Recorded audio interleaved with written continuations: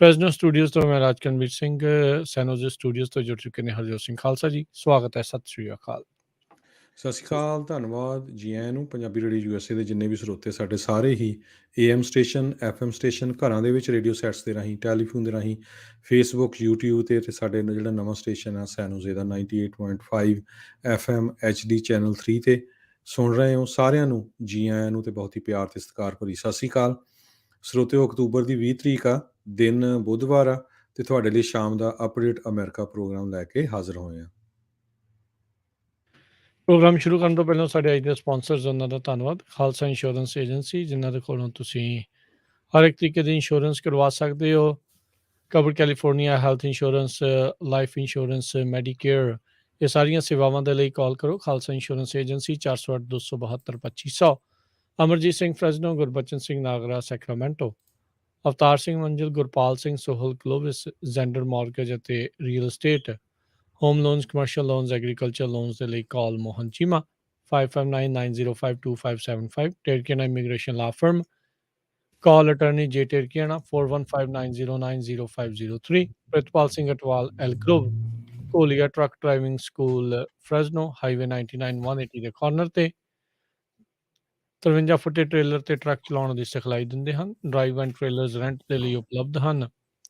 Shop ਦੇ ਲਈ mechanic ਦੀ ਜ਼ਰੂਰਤ ਹੈ, ਕਾਲ 5592663737। ਟਰੀਅਸ ਟਰੱਕਿੰਗ ਫਰੈਜ਼ਨੋ ਸੋਲੋ ਤੇ ਟੀਮ ਟਰੱਕ ਡਰਾਈਵਰਸ ਹਾਇਰ ਕਰ ਰਹੇ ਹਨ। 60 ਸੈਂਟ ਸੋਲੋ ਨੂੰ, 70 ਸੈਂਟ ਟੀਮ ਡਰਾਈਵਰਸ ਨੂੰ ਮਿਲਣਗੇ। ਕਾਲ 5598344000। ਇਹਨਾਂ ਸਾਰਿਆਂ ਦਾ ਧੰਨਵਾਦ। ਜੇਕਰ ਤੁਸੀਂ ਵੀ ਇਸ ਪ੍ਰੋਗਰਾਮ ਨੂੰ ਸਪਾਂਸਰ ਕਰਨਾ ਚਾਹੁੰਦੇ ਹੋ, ਸੰਪਰਕ 408 722 7698।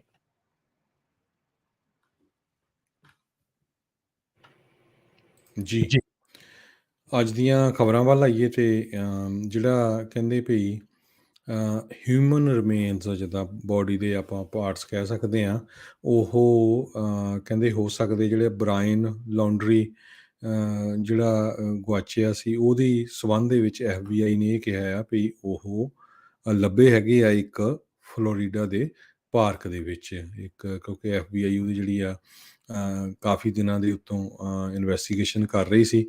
ਬ੍ਰਾਇਨ ਲਾਂਡਰੀ 23 ਸਾਲਾਂ ਦੀ ਜਿਹੜੀ ਫਿਆਂਸੀ ਸੀਗੀ ਗੈਬੀ ਪਟੇਟੋ ਦੀ, ਅਤੇ ਕਹਿੰਦੇ ਭਈ 24,565 ਏਕੜ ਜਿਹੜਾ ਰਿਜ਼ਰਵ ਏਰੀਆ ਸੀਗਾ, ਉੱਥੇ ਉਹਨਾਂ ਨੇ ਕਾਫੀ ਫਾਈਂਡ ਆਊਟ ਕੀਤਾ, ਅਤੇ ਉਹਦੇ ਵਿੱਚੋਂ ਜਿਹੜੀ ਇਹ ਬੋਡੀ ਆ, ਉਹਦੀ ਬੋਡੀ ਦੇ ਪਾਰਟਸ ਆ, ਉਹ ਲੱਭੇ ਹੈਗੇ ਆ। ਜੀ, ਅਗਲੀ ਜਿਹੜੀ ਗੱਲ ਕਰਦੇ ਜਾਈਏ, ਬੀਤੇ ਦਿਨਾਂ ਦੇ ਵਿੱਚ ਇੱਕ ਜੋੜੇ ਨੂੰ ਗ੍ਰਿਫਤਾਰ ਕੀਤਾ ਗਿਆ ਸੀਗਾ ਮੈਰੀਲੈਂਡ ਦੇ ਵਿੱਚ, ਜਿਨ੍ਹਾਂ ਤੇ ਦੋਸ਼ ਸੀਗੇ ਵੀ ਪਣਡੁੱਬੀਆਂ ਦੇ ਜਿਹੜੀਆਂ ਗੁਪਤ ਸੂਚਨਾਵਾਂ ਆ, ਸੀਕ੍ਰੇਟਸ ਆ, ਉਹ ਉਹਨਾਂ ਨੇ ਬਾਹਰਲੇ ਫੋਰਨਰਸ ਆ ਉਹਨਾਂ ਨੂੰ ਦੇਣ ਦੀ ਜਿਹੜੀ ਉਹ ਕੋਸ਼ਿਸ਼ ਕੀਤੀ ਸੀਗੀ। ਤੇ ਹੁਣ ਕਹਿੰਦੇ ਆ ਵੀ ਜਦ ਉਹਨਾਂ ਨੂੰ ਅਦਾਲਤ ਵਿੱਚ ਪੇਸ਼ ਕੀਤਾ ਗਿਆ, ਤੇ ਇਸ ਅਦਾਲਤ ਨੇ ਇਸ ਜਿਹੜੇ ਆ ਜੋੜੇ ਨੇ ਆਪਣੇ ਆਪ ਨੂੰ ਨਿਰਦੋਸ਼ ਜਿਹੜਾ ਆ ਉਹ ਆਖਿਆ ਹੈਗਾ ਆ। ਇਹ ਨੇਵੀ ਦੇ ਵਿੱਚ ਇੰਜੀਨੀਅਰ ਸੀਗਾ ਜੋਨਾਥਨ ਟੋਬੀ, ਤੇ ਉਸਦੀ ਜਿਹੜੀ ਵਾਈਫ ਡਿਆਨਾ ਟੋਬੀ, ਉਹ ਟੀਚਰ ਸੀਗੀ। ਇਹਨਾਂ ਦੇ ਉੱਤੇ ਇਹ ਦੋਸ਼ ਸੀਗੇ ਵੀ ਕਲਾਸੀਫਾਈਡ ਡਾਟਾ ਆ, ਉਹ ਜਾਣਬੁੱਝ ਕੇ ਬਾਹਰਲੀਆਂ ਸਰਕਾਰਾਂ ਆ ਉਹਨਾਂ ਨੂੰ ਉਹ ਦੇ ਰਹੇ ਸੀਗੇ, ਜਿਹੜੇ ਪਰਮਾਣੂ ਕਹਿ ਲਓ ਵੀ ਉਸ ਦੇ ਨਾਲ ਪਾਵਰਡ ਜਿਹੜੀਆਂ ਵਾਰਸ਼ਿਪ ਸੀਗੀਆਂ, ਉਸ ਦੇ ਉੱਤੇ ਐਟੋਮਿਕ ਐਨਰਜੀ ਐਕਟ ਦੀ ਕਹਿੰਦੇ ਵੀ ਇਹਨਾਂ ਦੇ ਉੱਤੇ ਉਲੰਘਣਾ ਦੇ ਜਿਹੜੇ ਦੋਸ਼ ਆ ਉਹ ਲਗਾਏ ਗਏ ਹੈਗੇ ਆ। ਸੋ ਕਹਿੰਦੇ ਵੀ ਜਿਨ੍ਹਾਂ ਨੂੰ ਇਹ ਵੇਚ ਰਹੇ ਸੀਗੇ ਇਹ ਡਾਟਾ ਸੀਕ੍ਰੇਟਸ, ਉਹ FBI ਦੇ ਹੀ ਅੰਡਰ ਕਵਰ ਜਿਹੜੇ ਏਜੰਟ ਸੀਗੇ, ਤੇ ਜਦ ਉਹਨਾਂ ਨੇ ਉਹਨਾਂ ਦੇ ਹੱਥੇ ਫੜਾਇਆ ਤਾਂ ਫਿਰ ਉਸ ਤੋਂ ਬਾਅਦ ਦੇ ਵਿੱਚ ਇਹਨਾਂ ਨੂੰ ਗ੍ਰਿਫਤਾਰ ਕੀਤਾ ਗਿਆ ਸੀਗਾ। ਸੋ US ਡਿਸਟ੍ਰਿਕਟ ਕੋਰਟ ਦੇ ਵਿੱਚ ਪੇਸ਼ ਹੋ ਕੇ ਇਹਨਾਂ ਨੇ ਆਪਣੇ ਆਪ ਨੂੰ ਨਿਰਦੋਸ਼ ਜਿਹੜਾ ਉਹ ਆਖਿਆ ਆ। ਹੁਣ ਕੀ ਇਸ ਦੇ ਪਿੱਛੇ ਕਾਰਨ ਜਿਹੜੇ ਉਹ ਹੋਏ ਹੋਣਗੇ, ਮੋਸਟ ਪ੍ਰੋਬਬਲੀ ਜਿਹੜਾ ਕਹਿੰਦੇ ਵੀ ਮਨੀ ਨੂੰ ਲੈ ਕੇ ਆ, ਕਹਿੰਦੇ ਵੀ $1 ਲੱਖ ਦੀ ਇਸ ਨੇ ਮੰਗ ਕੀਤੀ ਸੀਗੀ ਵੀ ਜੇ ਕਲਾਸੀਫਾਈਡ ਇਨਫੋਰਮੇਸ਼ਨ ਆ ਉਸ ਨੂੰ ਪਹੁੰਚਾਉਂਦੇ ਆ। FBI ਨੇ ਇਹਨਾਂ ਨੂੰ $10,000 ਜਿਹੜਾ ਉਹ ਦਿੱਤਾ ਸੀਗਾ ਗੁੱਡ ਫੇਥ ਦੇ ਵਿੱਚ, ਤਾਂ ਜੋ ਇਹ ਡਾਟਾ ਆ ਉਹ ਉਹਨਾਂ ਨੂੰ ਦੇਣ, ਤੇ ਉਸ ਤੋਂ ਬਾਅਦ ਦੇ ਵਿੱਚ ਇਹਨਾਂ ਨੂੰ ਗ੍ਰਿਫਤਾਰ ਕੀਤਾ ਗਿਆ ਸੀ।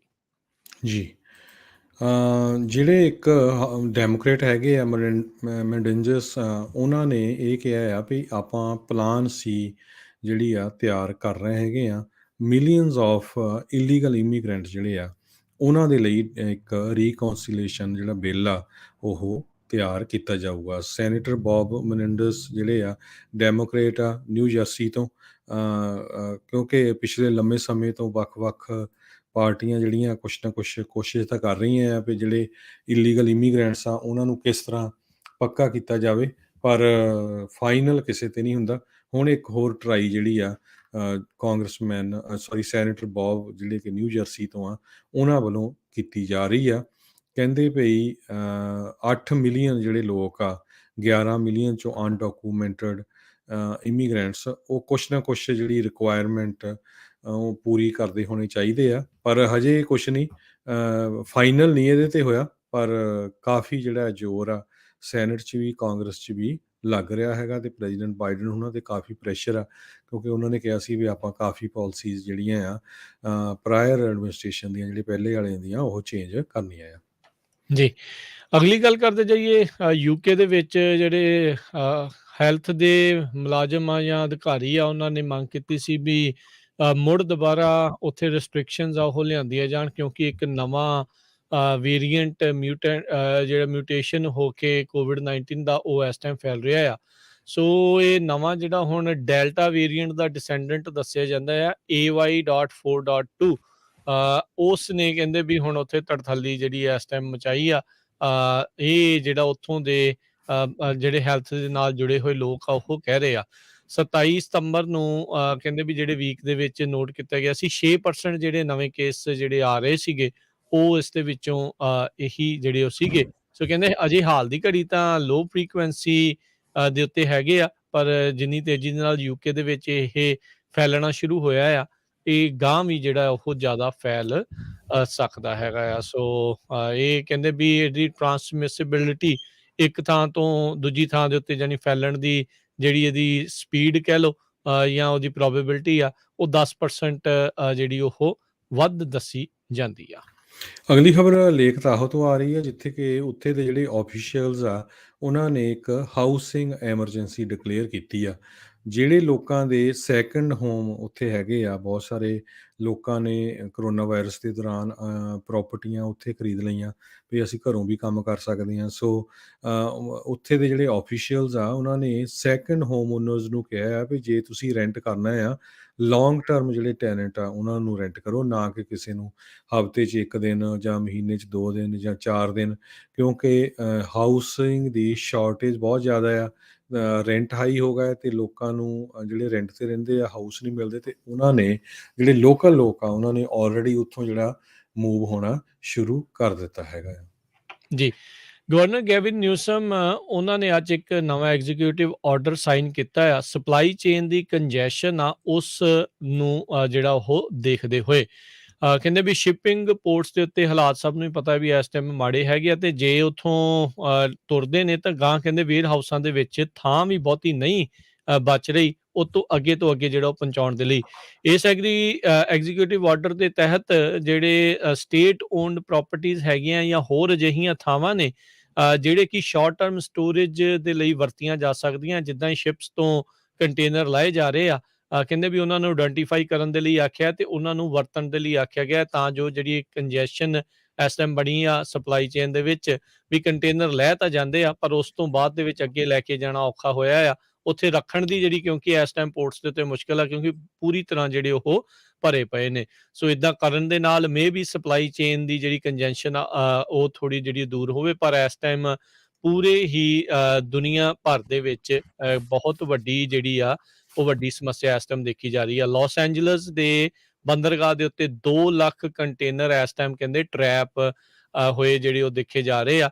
ਲਾਸ ਐਂਜਲਸ ਤੇ ਲੌਂਗ ਬੀਚ 40% ਜਿੰਨੇ ਵੀ ਕੰਟੇਨਰ ਆਉਂਦੇ ਨੇ ਪੂਰੇ ਅਮਰੀਕਾ ਦੇ ਵਿੱਚ, ਉਹ ਉੱਥੇ ਜਿਹੜੇ ਆ ਉਹਨਾਂ ਦੀ ਟੇਕ ਕੇਅਰ ਕੀਤੀ ਜਾਂਦੀ ਹੈਗੀ ਆ। ਤੇ ਪਿਛਲੇ 6 ਮਹੀਨਿਆਂ ਦੇ ਵਿੱਚ, ਪਹਿਲੇ 6 ਮਹੀਨਿਆਂ ਦੇ ਵਿੱਚ 2021 ਦੇ ਵਿੱਚ 30% ਇਨਕਰੀਜ਼ ਹੋਇਆ ਆ ਕਹਿੰਦੇ ਇੰਪੋਰਟ ਤੇ ਐਕਸਪੋਰਟ ਕੰਟੇਨਰਸ ਦਾ ਉਸ ਦੇ ਪਿਛਲੇ ਸਾਲ ਦੇ ਨਾਲੋਂ, ਜਿਸ ਕਰਕੇ ਹੁਣ ਕੰਜੈਸ਼ਨ ਜਿਹੜਾ ਆ ਉਹ ਇਸ ਟਾਈਮ ਵਧਿਆ ਪਿਆ ਆ। ਸੋ ਉਮੀਦ ਕਰਦੇ ਹਾਂ ਵੀ ਜਿਹੜੀਆਂ ਸਰਕਾਰੀ ਫੈਸਿਲਿਟੀਜ਼ ਆ ਉਹਨਾਂ ਦੇ ਵੇਅਰ ਹਾਊਸਿਸ ਜਾਂ ਸਟੋਰੇਜ ਯੂਨਿਟਸ ਆ ਉਹਨਾਂ ਨੂੰ ਵਰਤ ਕੇ ਪੋਰਟ ਤੋਂ ਜਿਹੜੇ ਕੰਟੇਨਰ ਬਾਹਰ ਲਿਆਂਦੇ ਜਾਣ ਤੇ ਫਿਰ ਹੌਲੀ ਹੌਲੀ ਸ਼ੈਲਫਾਂ ਤੱਕ ਜਿਹੜੇ ਆ ਉਹ ਸਟੋਰਾਂ ਦੇ ਪਹੁੰਚਣ। ਜੀ ਬਿਲਕੁਲ। ਇਸੇ ਤਰ੍ਹਾਂ ਕਹਿੰਦੇ ਭਈ ਲੌਂਗ ਬੀਚ ਤੇ ਜਿਹੜਾ ਪੋਰਟ ਲਾਸ ਐਂਜਲਸ ਦਾ ਹੈਗਾ, ਉੱਥੇ ਰਸ਼ ਜਿਹੜਾ ਆ ਬਹੁਤ ਜ਼ਿਆਦਾ ਹੈਗਾ।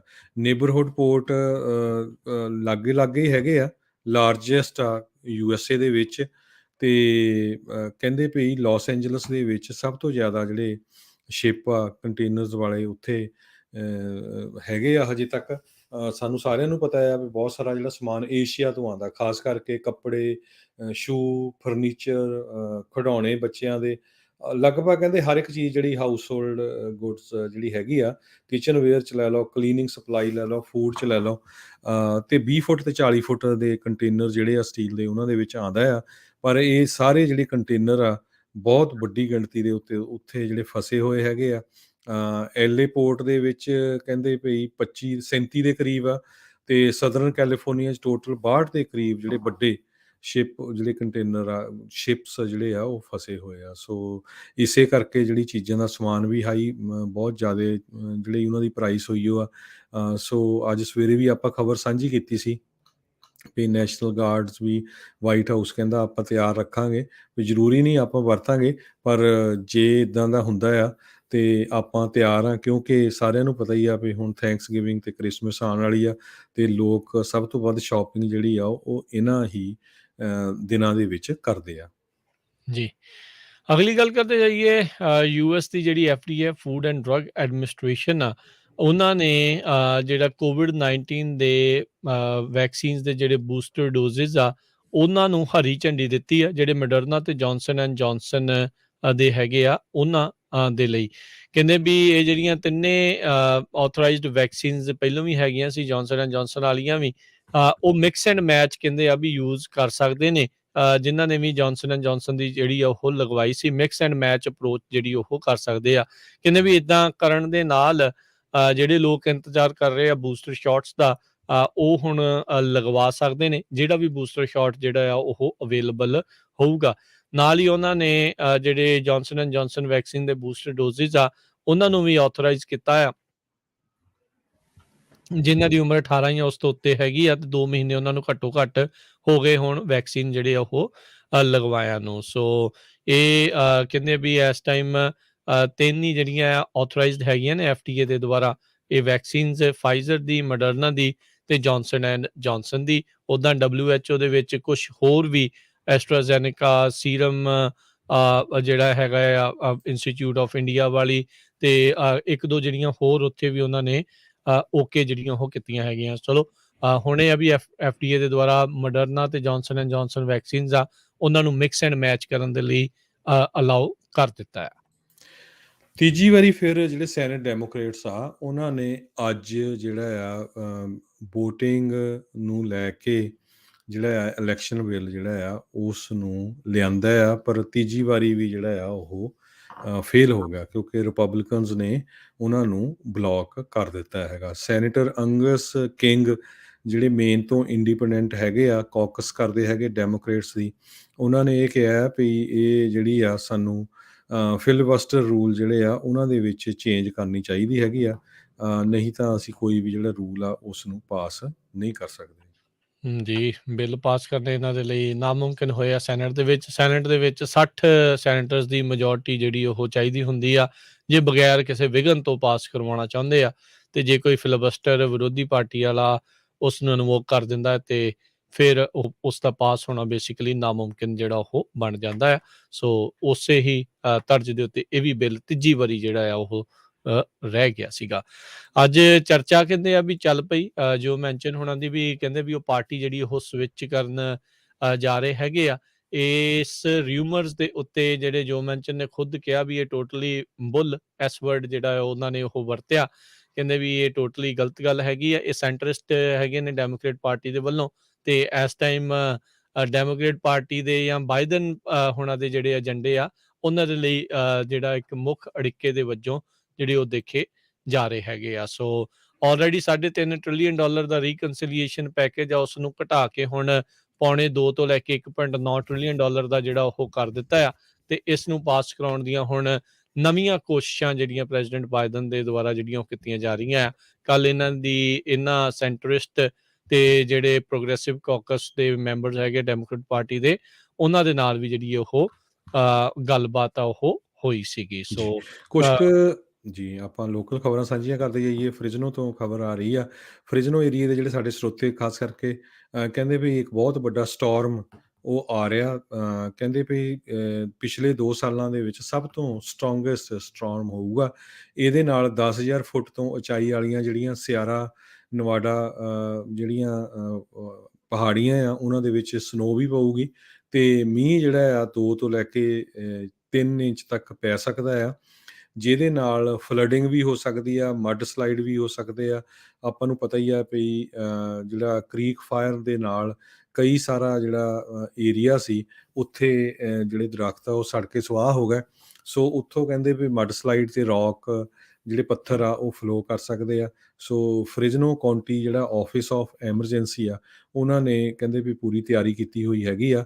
ਪਰ ਆਪਾਂ ਇੱਕ ਵਾਰੀ ਫਿਰ ਸਰੋਤਿਆਂ ਨੂੰ ਦੱਸਣਾ ਚਾਹੁੰਦੇ ਆ ਵੀ ਆਪਣੇ ਜਿਹੜੇ ਗਟਰਸ ਵਗੈਰਾ ਹੈਗੇ ਆ ਘਰਾਂ ਦੇ ਜਾਂ ਹੋਰ, ਉਹ ਪੂਰੀ ਤਰ੍ਹਾਂ ਸਾਫ਼ ਰੱਖੋ ਕਿਉਂਕਿ ਇਹ ਜਿਹੜਾ ਮੀਂਹ ਆ ਕਾਫੀ ਹੈਵੀ ਮੀਂਹ ਆ ਪੈਣਾ ਹੈਗਾ।